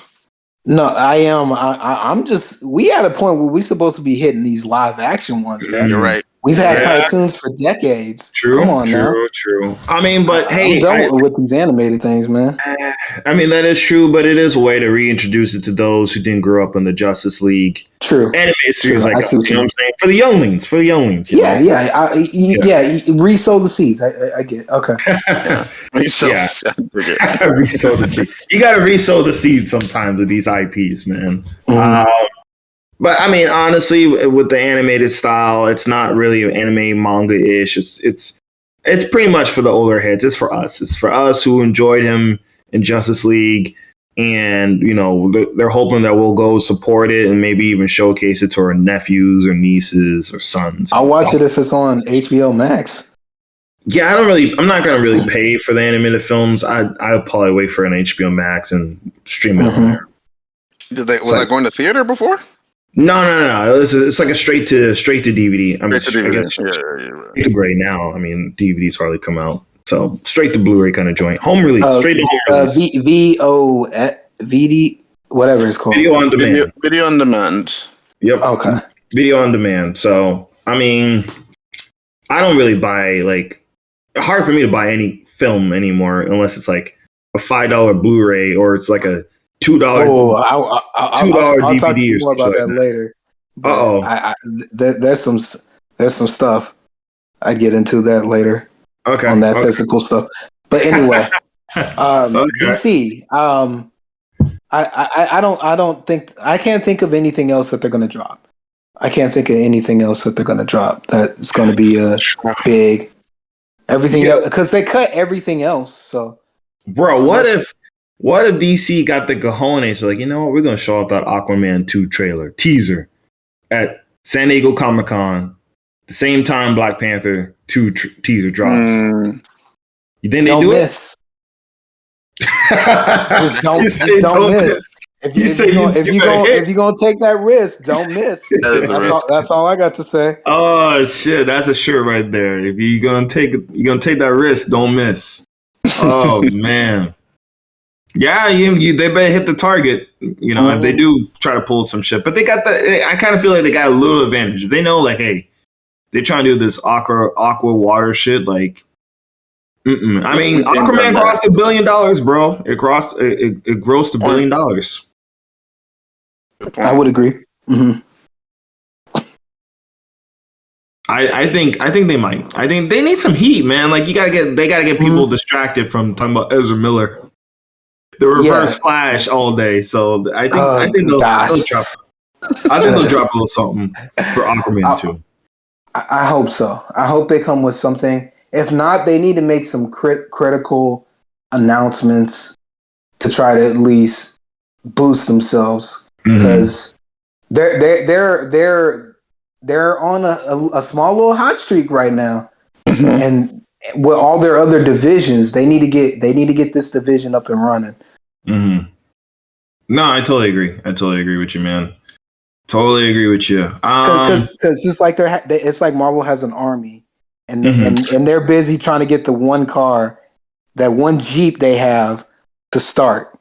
Yeah, it feels like that, doesn't it? Yeah, it does. No, it seriously does. Because like, what else went $1 billion outside of Aquaman? DC. The first Wonder Woman movie. And wait, Wonder Woman grossed $1 billion? I don't think it did. I could have sworn it did. Wonder Woman 1? And I think that's close. It. Oh, it was close? I think it was close, but okay. Let me see. I mean, you could be true. I mean, it's Wonder Woman, but what else? I'm gonna say this now. I stand by if Suicide Squad was to come out right now, it would have been a better contender. You saying the Suicide Squad? First one? The Suicide Squad. If it had came out like James Gunn one, if it would came out this summer, it would have done better. I think so too. Yeah, I agree. Most definitely. That movie was great. Yeah. Well, I mean, okay. We had honestly though, we're trying to be real here. You got Doctor Strange started off this summer, essentially. Doctor Strange. We had Jurassic Park. We have now Thor. We got Top Gun, Maverick. You know, that's grossed $1 billion now. So I'm not sure actually if that actually has the room.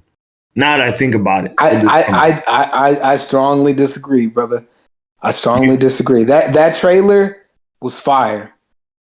That was Guardians of the Galaxy if they were on a team that hated each other and could possibly die. Yeah. I strongly disagree with you, brother, on that one. I think what it is they would have had to aim for low-hanging fruit to attach themselves to. So August. They would have needed they would have needed a breathing room month. June or July, I would agree. They would have made less money, but they would have made money over time. How did Shang-Chi make more money than the Suicide Squad then? Why'd you gotta do that? because Marvel. Because Marvel. Because Marvel? I still disagree. I still disagree with you, brother. Let me look at the list. I'll fold on the point, but I strongly disagree. So now we're doing some nerd shit right here. Let's see. Shang-Chi gross. So Wonder Woman made $822 million. Shang-Chi's gross was. Shang-Chi did $224. Venom did $213. Oh, overall gross. It did $224 million worldwide. Yeah, 224. That's what it's telling me on Box Office Mojo. 224 worldwide. That's not. I mean, I guess it's September 3rd. September 3rd. What was the budget? Budget must have been like 100 or 150. I don't know. Black Widow 183. Eternals made 164. No Time to Die 160. Where's Suicide Squad at? Let me see. Ghostbusters did 122. Addams Family did over Suicide Squad, bro. What did it do? Are you shitting me? Nah. What did it do? No, man. Oh, what did it do? God. You can't be serious, man. I think because when it came out, because it came out very early in the pandemic. Let us remember that. It had some time. It wasn't 2020. Tenet came out in 2020. But Tenet didn't do well either. Yeah, that's true. That's early pandemic. This was 2021. And Tenet was great, by the way. Tenet was fantastic, yeah. And I'm mad that I didn't see that in theaters. Dude, I feel like that was a movie moment. Okay, so the Suicide Squad did 55 mil, man. That's not that bad. Worldwide, yeah, total gross. That's not as bad as you made it sound. 55. That's less than 100 million, man. What? Nah. Bro, worldwide? That's supposed to be your opening weekend. I strongly disagree. I may be wrong, but I strongly disagree. It's 23 on the list for that year. Cruella made more check money. If yours is domestic. 40. I think yours is domestic. It's 140 global. 140. Why am I saying it's saying total? So that's for domestic. So Box Office Mojo probably does domestic only. I see in the right says total, and then the left says gross. Oh, what the fuck? See, it says Spider-Man did 572 domestic, and then total was like 804. Almost $1 billion. Nah, Spider-Man did $1 billion. Spider-Man did $1 billion. Spider-Man did $1 billion. This is man, this shit's outdated, man. Let me go to another damn list. See, here we go. Worldwide, foreign. Okay, all right. I think this is better because this one has No Way Home with like that billion shit. Let's see here. Okay, so here we go. This is more update. The Suicide Squad. Okay, here we go. Shit. Jeez. So it did 168 worldwide. Okay. Nice. Okay. 168 worldwide. See, not that bad. It depends on that budget, though. The Plus budget is about 100. Because the budget is high. They lost money in the that budget one. was high. They lost money in that joint. I mean, how the hell is Jujutsu Kaisen get 161 worldwide? All of them got spin-offs. Homegirl got a spin-off. Peacemaker got a spin-off. Who else? Harley Quinn didn't do too well either. The Suicide Squad is kind of like on a downtrend. Like Peacemaker was good for ratings for HBO Max, but box office wise, but that says quality to what it is. And sure. I bet you more people went back and rewatched it after watching Peacemaker and watching how good it was. I mean, people didn't feel like it was worth it. Is the Disney model making people rush to theaters earlier? I think with the pandemic era, it was, even now, it's like, is there a movie that I feel like it's worth to see in the theaters? So the MCU, like Doctor Strange and Spider-Man, they're giving you like these big, like holy shit moment films, or like you don't want to hear spoilers. Like I have to go see this. They're giving you that feeling like I have to go see this. And then certain films are like, no, I'll wait for streaming. I'm not going to go to the theaters and pay, $20 for popcorn and soda, another $15 for a ticket. I'll wait because I'm paying for Disney Plus or I'm paying for HBO Max. So I know I'll get the Suicide Squad. And you got to remember, HBO Max did the day one release on streaming as well. Yep. So they fucked their own box office up. So it was like, why would I go see the Suicide Squad in theaters when I can go see it at home? You know what I mean? So there is a little bit of an asterisk to it with that one. Sounds like it. Free Guy did 331. Black Widow did almost 400. Dune did 400. They fucked themselves. Shang-Chi did 432. You're right. This is more accurate. Yeah. Venom did 500. Fast 9 did 700 mil. No Time to Die did 700. What the hell is Hi Mom? Hey Mom. I never heard that. That's weird. The Battle you know what? That might be a Chinese box office. Oh, Number 2 is The Battle at Lake Changjin. Yep, that's definitely. That sounds Chinese box office. Chinese. And Spider-Man almost did $2 billion. Damn. But I don't know, man. I think the Suicide Squad might be dumb, bro. I'm not sure they're gonna announce anything. Peacemaker season 2. That's my guess. Peacemaker season 2 announced at San Diego Comic-Con. And that Harley Quinn show. Oh, the anime series, yeah. That Harley Quinn show is gonna get. They'll probably show an episode. Right. How do y'all feel about Margot getting replaced potentially? I could see it happening. Joker too. They want. I think they confirmed Harley Quinn's gonna be in it. Wow. Oh well, they're gonna do they'll do like a different thing with it, right? She's probably not gonna be all giggly and shit in this version. I'm assuming they'll do a different take, yeah. But they'll do like a different thing with it. Remember, that's how y'all remember this was supposed to be Jared Leto's series. You remember that, right? That's right. That was supposed to be his Joker movie, standalone movie, and they took that shit away from him from the reactions. They gave it to Joaquin Phoenix. The suit Harley Quinn, Birds of Prey didn't do too well. The Suicide Squad didn't do too well. Sorry, Margot. We're going with a different direction. We're putting your new version in the Joker 2. I think that's a wrap for her. I don't see a third film, man. I really don't. Like, I hope I'm wrong. I don't know. I don't think they'll do a third film, Warner Brothers. I think, especially with the Discovery merger, they'll be like, okay, what's working? What's not working? Scrap the extra and let's just hone in on the 2 or 3 things. Unfortunately, man. Like I feel like the Suicide Squad would have done better if it wasn't day one on HBO Max. I agree. I'm not even sure if the fucking movie releases bump their damn subscriptions, to be honest with you. Was it worth it?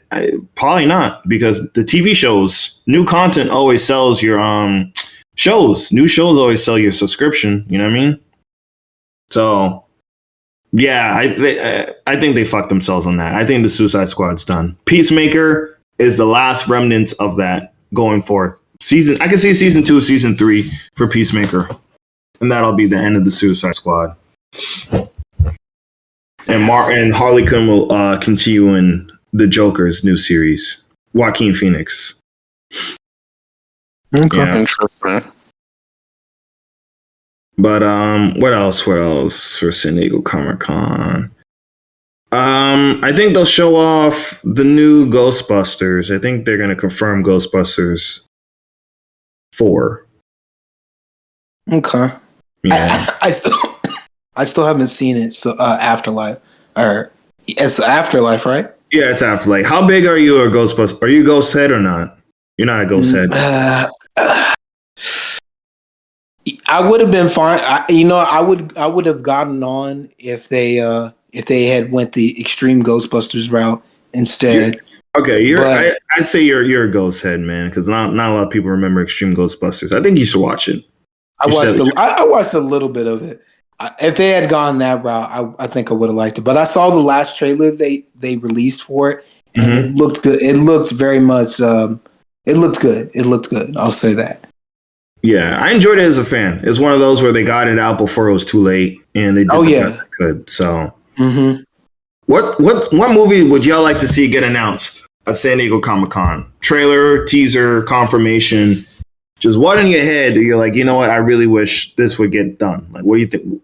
Fantasy book San Diego Comic-Con announcement from me. Oh, I wish I had. I don't know what else is coming out, man. That was what I was gonna say. I don't even know speculate. Like, I don't even know the little things that are supposed to be dropping next year. So, all right. What do you want to see? Like, what? Like, I'm just saying. Like, if you just in your head, man. Like, what do you want to hear announced at San Diego Comic-Con? Like, what would be cool? Like, just how just don't judge whatever. Me. Say what? Beast Wars. Don't judge me. Beast Wars. Oh, Beast Wars. I mean, that's definitely a real thing. And if they kept the original electric guitar in the trailer, I would go nuts. Bumblebee, they've done a good job kind of redoing the Transformers with Bumblebee and I think Beast Wars. Did they do number 2 for Bumblebee or just one? They just did one. This Beast Wars and Beast Wars is a good direction. I like it. I like it. I think they'll show something. I think they're gonna show something because it releases, I think, next year. I think they'll show a teaser. Sure. They'll show a teaser. If they show a teaser, that'd be cool. Yeah. That'd be fucking ill, man. Oh yeah. John Wick 4. John Wick 4? Definitely. Yeah, especially because my boy Donnie Yen is in it. What? Yeah. Give it up, man. Donnie Yen's the truth, bro. Oh, most definitely. Besides that, I can't think of anything else major that I think they would drop. If anything, if I was to think of something, maybe like Burnout, a Burnout movie. Burnout movie? Or how was Need for Speed? Was Need for Speed good? Need for Speed was great. The car scenes are good. Everything else is terrible. The car shots from inside the car are so great and make like that's a new trick that needs to get implemented more. Like, I'll put it in the Discord. Just watch the trailer. Okay. And tell me if that doesn't make you want another one. All right. I mean, I didn't want D. Smith. I definitely, for you, man, the dream announcement would be Need for Speed movie reboot announced at San Diego Comic-Con 2022. Yes. That would make you go like, oh, shit. Yes. I'll get you fanboy. Okay. Definitely. Hell yeah. And because I thought of this just now. Uh-huh. John Cena as Doom Guy in Doom. Wait. Doom Guy? Yes. Doom the movie, John Cena playing Doom Guy. Are you saying Dune or Doom? Or Duke Nukem. Doom. Doom. My bad. Doom? I don't think I've ever seen what the Doom Guy looks like. Yeah, but look at John Cena, man. And tell me he don't look like Doom Guy. Let me look it up. Bro, I'm not even thinking like You need to look for him with the helmet off. Yo, I'm thinking like Doctor Doom. Like, what the fuck is a Doom? My bad, bro. My bad. No, you're good. I completely forgot about the video game. Yeah, I don't. My bad. I don't know if he has a name. Everyone calls him Doom Guy. Doom Guy, so. Yeah. I was like, what the fuck, Doom Guy? I never heard this character. Like, I never seen Doom Guy next to Doctor Doom. Like, I was going all in my head, man. Like, I was confused as fuck, bro. But I got you. Yeah, I can see John Cena as Doom Guy. Yeah, Doom reboot. They did 2 movies. One was theatrically released, and the other one was kind of. We don't talk about that one. We don't talk about the second Doom movie, but a Doom reboot would be cool. Okay, I can see that with John Cena. That's easy money. That's easy money. That they definitely could get that done. Mm-hmm. For sure. I'd like Adult Swim to announce some new stuff, some new heavy hitters. I know they are doing Scooby Doo, and they're making it adult now. What? So they showed a picture of that. Mm-hmm. Yeah. You're not talking about the CW shit, are you? No, bro. It's going to be like Scooby-Doo, the one with Velma, with some girl's head, some girl's brain splattered on the ground. Yep. Yeah. Okay. And some other cool announcements. Okay. I can see. Yeah, I would check out Scooby-Doo Adult Swim just to see, how it is. You know what I mean? Like, I haven't watched anything Scooby-Doo related in for a fucking ever. I was kind of try out the Scoob movie, the last CGI one they had. It's on HBO Max, but I haven't had a chance to watch it yet. Well, I have had a chance. I just chose not to watch it yet. So. Oh no! I wasn't gonna. No. Scoob. Yeah. No, thank you. What are you thinking, Charles? What kind of fantasy? If they would have any announcement that you would like at San Diego Comic-Con this year, what would make you fanboy? What would be like, yes, like I want to see that. I would love a Silverhawks reboot. Oh, Silver.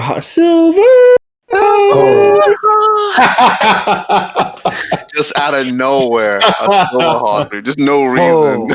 Just no reason at all. Like what? Silverhawks live action. Oh shit. Yeah, I just thought about one. SWAT Cats. What is it? Who's producing SWAT it? Cats. SWAT Cats? SWAT Cats. Mm-hmm. On the bike? No, wait. SWAT Cats. Why no, jets. They flew in jets. SWAT Cats. Oh yeah. The SWAT Cats are Cartoon Network. Yeah. Cats. Yeah. My bad. Oh man. Silverhawks. Michael Bay producing. Of course. As you should. Paramount producing it. Paramount's picking up the check. Homeboy. Oh shit! You said what's his name? From the first High School Musical. Zac Efron is lead. Zac Efron, yeah.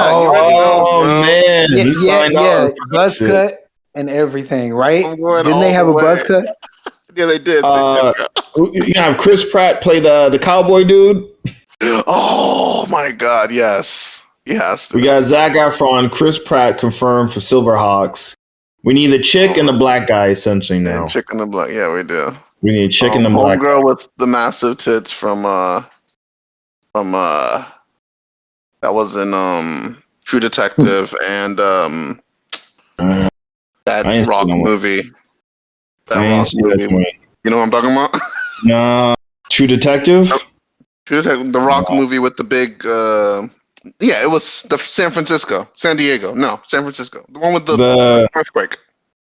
You talking about San Andreas? Yeah, San Andreas. That chick. You talking about Alexandra Daddario? Yep, there she is. You need her. That works. Who's our black lead? Is it too much to put A-Train in there? Would that be too much?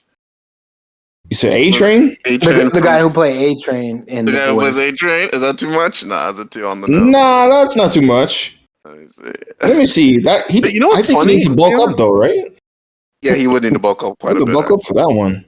Mm-hmm. You know what's funny? There's a guy that's kind of doing. I just remember in the Black comic creators that's doing like a Silverhawk. I guess Marcus Garvey version. Cause I always see Marcus Garvey in the back. What? Marcus Garvey Silverhawks. If you're gonna go all the way, bro.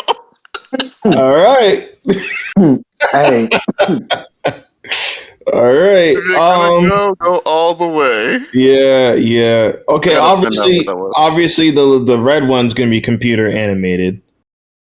The weird looking blue one. Mm-hmm. But we need, we got the tall white guy. The buff is probably gonna be a black dude.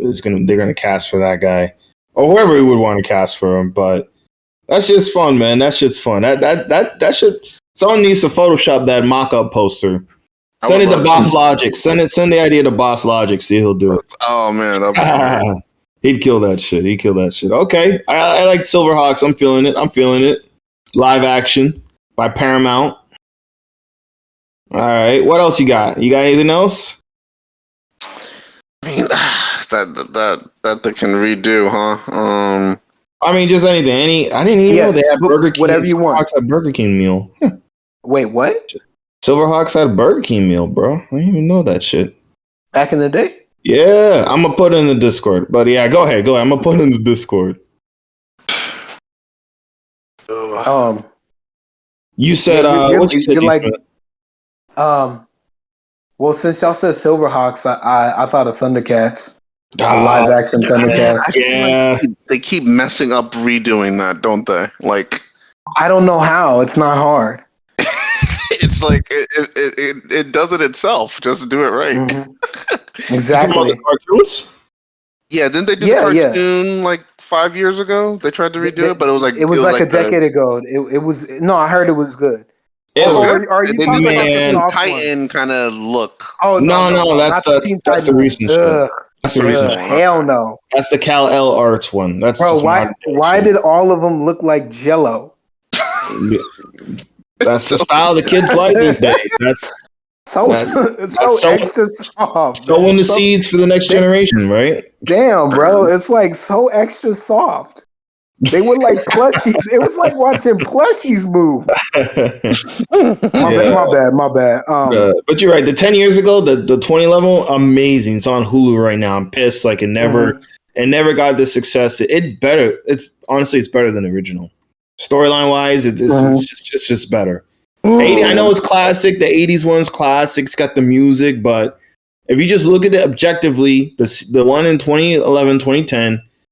If that shit would have released in 2021, man, during the pandemic, that shit would have blown up. That shit was like it would have been just it would have been just as big as Invincible is.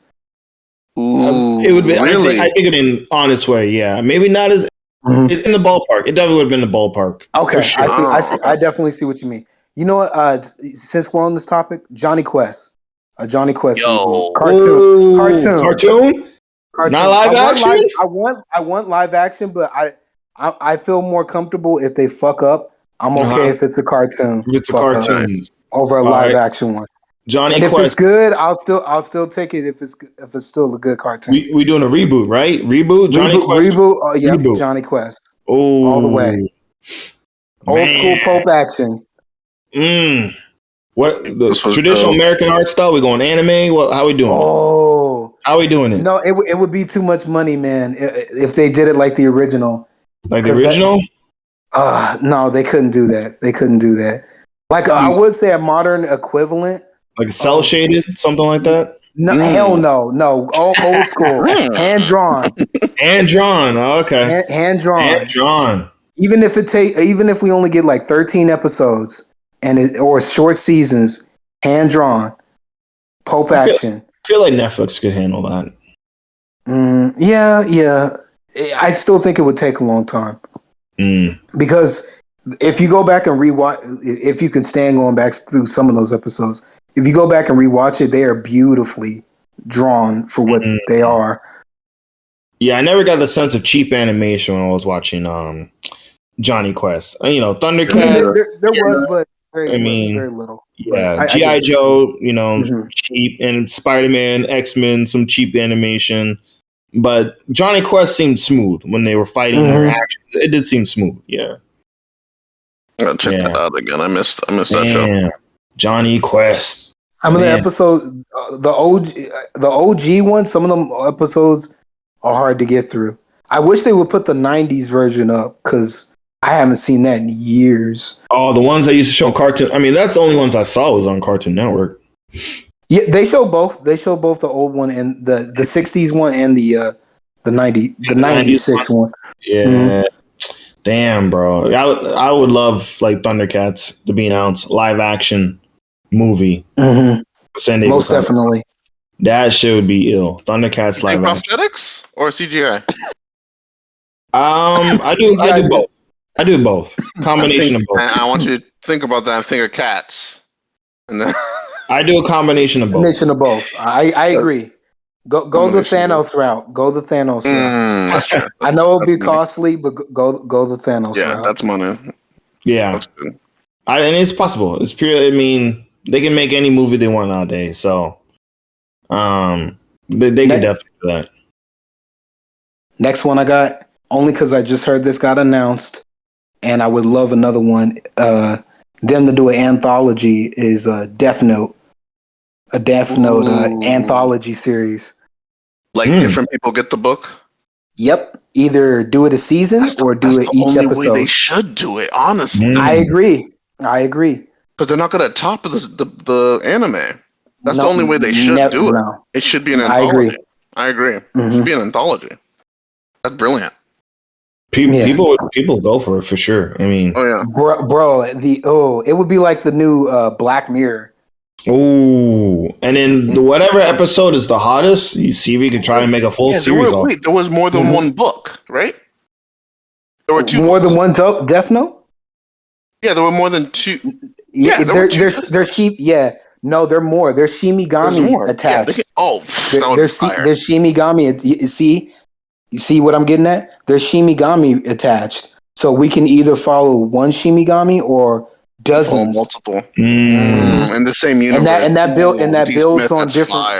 And that builds on different perspectives too, with the different Shimigamis versus the humans. Man, cut the check. Cut the man his check, man. I love that. That's fire. Whoever owns Death Note, cut D. Smith a check, bro, because clearly reinvigorating the dynamic. It's more like a cat and mouse game.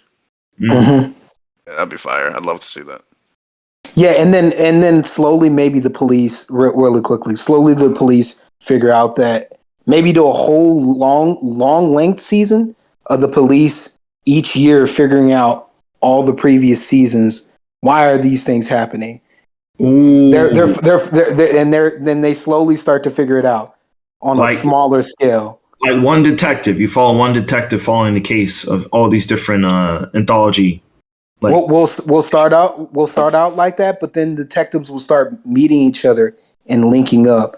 Like someone in Japan will recognize something in America, and they both coincide with each other, and they start reviewing each other's cases and noticing things that are similar patterns. Yeah. That's hot. But that would be a longer season. That would be like one long season, while the other ones can be like short burst, because the amount of time that it would take for the cops to figure out what one individual is doing is much more trickier. Man, that'd be so fun. Man, we don't even get stuff like this anymore, man. It pisses me off. We don't even get stuff like this, like that you can really stick your teeth in anymore, man. Like, what was the last? And I completely just changed the topic on you, Deon. Sorry. No, you're good, man. What was the last like obsessive series? I mean, obviously it was Game of Thrones, but like Lost level, like what the fuck is like every week we're like, what is happening? And people are theorizing. Like what was the last one? Breaking Bad. Breaking Bad. Let me see if I can remember, because you can almost tell which ones were they. It was Breaking Bad, The Wire, The Sopranos, Game of Thrones. No, but those didn't get too big, but they did get close.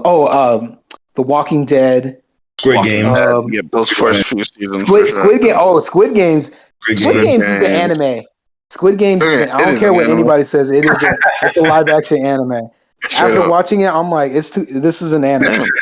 Well, I mean, I guess we'll see what if they create the same similar boats with the season 2. I think they might have more merit to it. But it was pretty hot for one season. Yeah, bro, the idea that you got dumb Americans that hate foreign movies to sit down and watch this. Granted, it was dubbed, but the fact that my local news was talking about it was like, wow, this is transcend. Everybody dressing up in them PlayStation controller costumes and shit. Yeah. No, buttons. They still are. That's what it is. Yeah, they still are. Yeah. Oh dear Lord. Yeah, that one was like, man, that was hot. It did transcend. That transcended for sure. No, you're right. It did even if it never has a season 2, like that shit was definitely a moment in TV. I almost don't want it to have a season 2. It'll be hard to top. They got to do it. Definitely. Too much money involved, man. Way too much money involved now. They got to do a season 2. But, who else? What else? Anybody know any companies that are releasing anything? Rumors? Speculations? Something that really gravitated, like just sucked you in the whole universe, like transcended, just like everyone was watching this thing. You pretty much named the majority of them. All of them, yeah. For women, Bridgerton. Bridgerton on Netflix. Hey, I'm 3 episodes in, man. I'm trying to expand myself, so. Hey, bro. Again, I'm looking at you through the screen. Good luck with that. I mean that out of love. Not out of asshole cynicism. I mean that out of love. Good. Because God knows I ain't watching that shit. Is Netflix done? Huh? Is Netflix done? Because even thinking of the shows, Stranger Things would have been there before. Stranger Things is there. But was it there this last season? People talking about it. I mean, regardless if it's positive or negative, they're still like talking. They're still into it. It's not like they're like Stranger Things fell off. They're still in it. That's true. I'd say Stranger Things. They're definitely in that list. Things. Well, you say Netflix is done? I don't think they're done. I'm wondering. I'm wondering if they do, because I feel like Obi-Wan overtook Stranger Things. They had 3 seasons. Obi-Wan? Yeah, when Obi-Wan came out, I definitely saw more Obi-Wan stuff than Stranger Things stuff, for sure. Oh, dang. Oh. Didn't you? Or was anybody, nobody else? I mean, I saw mostly people bitching about Moses Ingram. Yeah, well, that's probably what it was. Good point. It was mostly bitching. It wasn't really like, oh my God, this shit was amazing. You know what I'm saying? That's true. That's true. I mean, only recently with the last episode we get the rematch of 1. So I guess for that's the only positive buzz I've heard. Mostly it's been like Obi-Wan is attack on masculinity and Moses Ingram is the worst character in Star Wars, and it's just negative bullshit. And nobody got time for that. Nobody got time for that. I heard that. Except the marksman. I'll fantasy book this, even though the show has already came out on Netflix. Osagi Ojimbo. Go back to the original comics. Don't make this crappy Saturday M version. Go straight for the source material. Use him and use the feudal Japan. But Osagi Ojimbo. Okay, Usagi Jimbo. Are you talking about like just like an announcement for San Diego Comic-Con, or like yeah? You want to see? Okay, yeah. My interpretation of Usagi Ojimbo right now instead of the one that they have on Netflix. It's terrible. Okay. Shit. Oh, here's another one. For you guys. Speaking of Usagi Ojimbo, fuck this new TMNT damn animated movie that's coming out on Netflix, man. I want to see the motherfucking Last Ronin get animated or live action, bro. Like, yeah, I think I had something in my feed about that. What was like? And someone had animated something. Someone did a fan animation of it, and like for real. People, we know the story. We know the 4 turtles. We know Master Splinter. We know all that shit. We want to see. Thank you. The story continued. You know what I mean? Like we want to see what happens. How does it end for them? Like Last Ronin, man. Like that literally is what we want. We want to see that shit animated. or live action. You know, if live action, I know the budget might be running to Blade Runner territory. Fine, put it on animation. You know, you got the samurai action, you got like the Akira style New York dystopian feel. You got the rain, you got the dark. Man, all that shit's in there. Man. They need to just we want to see that. We want to see some blood. We want to see some drama, some action. You know what I mean? Like, I'm not like it's cool. I know Seth Rogen's gonna reboot it with the live action. All right, but I'm done with the four. We want to see the story continue. We want to see like the end of it. I agree. I think that would slap hard. Yeah, go ahead, man. Another one I heard it only got a mention. Bass Reeves on Paramount Plus. I'd like to see something for that. I know that's in the works right now with that guy who does Yellowstone. Oh, so Bass Reeves. Oh shit! Well, yeah, on Paramount Plus. Yeah, bro, it's only rumored for right now. But if it got mentioned at San Diego, I'd flip. That would definitely. Bass Reeves, he was badass in the Heart most definitely. Man. Like that was most definitely. That was probably one of my favorite top 5 movies for last year, man. I really enjoyed that one. There was a Bass Reeves movie? No, I'm saying Bass Reeves and The Harder They Fall. Oh yeah. He was the original boogeyman, man. He's the guy you sent to go get to go catch the uncatchables. Right. He was essentially what the Lone Ranger was based on. So. Oh shit. Boogeyman.